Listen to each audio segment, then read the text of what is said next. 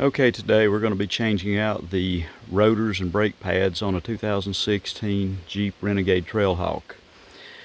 I'm starting the video assuming that you already know how to remove the wheel, jack up your vehicle, of course, first, and secure it with a trusty Harbor Freight jack stand. I do have some bigger ones, but I just grabbed the little one.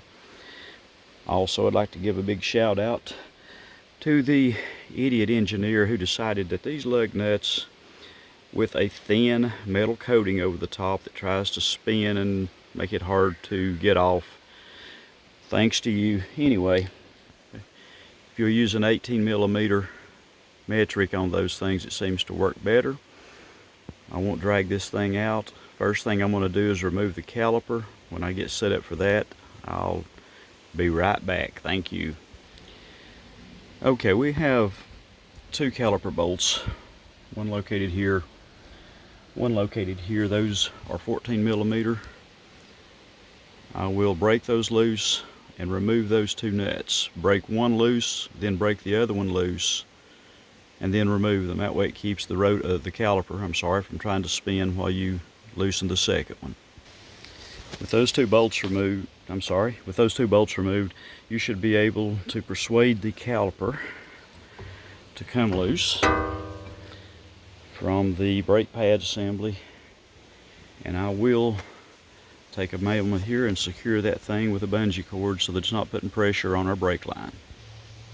Okay, the next thing to do is these two bolts on the back of the caliper here. I keep saying caliper, it's a caliper mount, I'm sorry. But we have two of those. Those are actually star bolts. I don't have a socket for that, but I do have a trusty 5/8 in this style. I broke it loose already with a breaker bar and it didn't slip. It worked great. So I'll remove those two bolts and remove this cradle assembly, and we'll go from there. And here is the cradle assembly that holds the brake pads and the caliper. The back pad is almost gone, the front one's almost new, because whoever did these brakes before, I was told when I bought this vehicle that they had just done the brakes. However, evidently they did not turn the back of this rotor. It's rough as a cob and has a big flange around the outside, so we're going to be replacing those rotors today, as well as brake pads. And I understand that my garage floor looks like grass. Divorce will do that to you. A few years ago it was concrete, several years ago. But I prefer being with who I'm with now and having grass. Thank you a lot. I'll be back soon as I get this rotor freed up. These things tend to stick around here.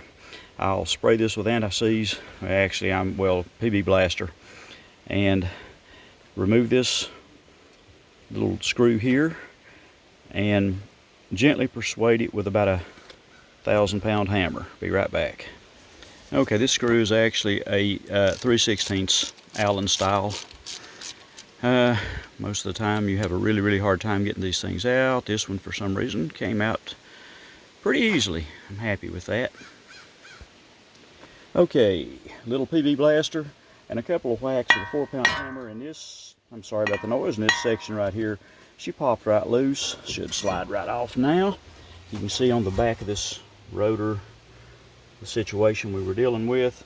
I will get an angle grinder, and even though you don't have to, but I will clean this section up a little bit so that the new one slides on properly.